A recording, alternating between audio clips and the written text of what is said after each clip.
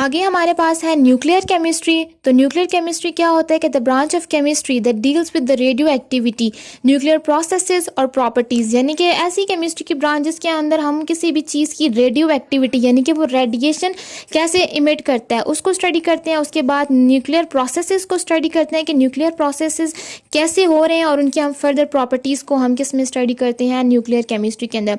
अब nuclear chemistry में nucleus होता है यानी कि प्रोटॉन, न्यूट्रॉन्स, इलेक्ट्रॉन्स वगैरह।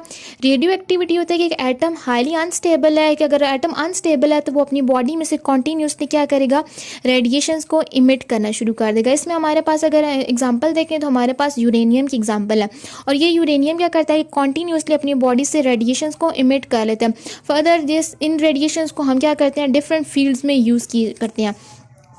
आगे हमारे पास है कि एडवांटेजेस, कि एडवांटेज में हम जो ये रेडिएशन यूज़ करते हैं वो किस में यूज़ करते हैं। हमारे पास क्या है कि हम इसे मेडिकल ट्रीटमेंट के अंदर, हम इसे रेडियोथेरेपी में यानी कि कैंसर को ट्रीट करने के लिए यूज़ करते हैं, हम ट्यूमर्स को यूज़ करते हैं। फर्दर की रेडिएशन इलेक्ट्रिकल पावर प्लांट्स के अंदर यूज़ की जाती हैं ताकि डिफरेंट काइंड्स ऑफ इलेक्ट्रिसिटी और इस तरह की यूज़फुल चीज़ें जनरेट की जाए।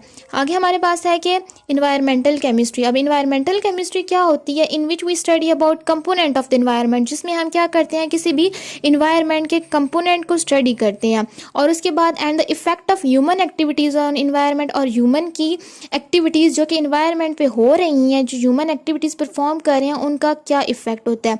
कंपोनेंट्स की बात की जाए तो हमारे पास दो किस्म के कंपोनेंट्स होते हैं, बायोटिक और एबायोटिक कंपोनेंट्स। तो बायोटिक कंपोनेंट्स जो होते हैं वो कौन से होते हैं, वो लिविंग कंपोनेंट्स होते हैं, यानी जो चीज़ जिंदा है, जानदार है, वो क्या है, लिविंग कंपोनेंट्स है, वो बायोटिक कंपोनेंट्स हैं। नॉन लिविंग कंपोनेंट्स में हमारे पास जो एबायोटिक है वो नॉन लिविंग कंपोनेंट्स होते हैं, और इसमें हमारे पास क्या आ जाते हैं, temperature, pressure, light, water etcetera. अब हमारे पास जो है जो नॉन लिविंग कंपोनेंट्स है यानी कि एबायोटिक कंपोनेंट्स डिपेंड करते हैं किस पे, बायोटिक कंपोनेंट पे।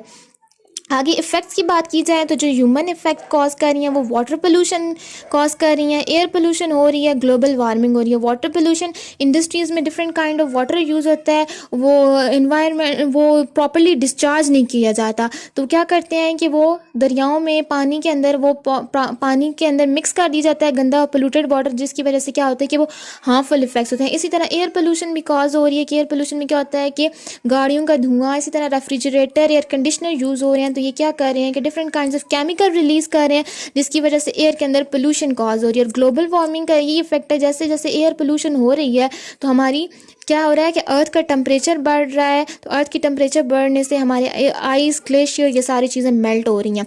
एनालिटिकल केमिस्ट्री में हम किसी भी सैंपल की सेपरेशन को, यानी कि एक कंपोनेंट को दूसरे कंपोनेंट से सेपरेट कैसे किया जाता है, और सेपरेशन के बाद उस कंपोनेंट को एनालाइज यानी कि उसको जांचना, फिर उसके बाद उसकी आइडेंटिफिकेशन कैसे की जाती है, ये हम किस में स्टडी करते हैं, एनालिटिकल केमिस्ट्री के अंदर।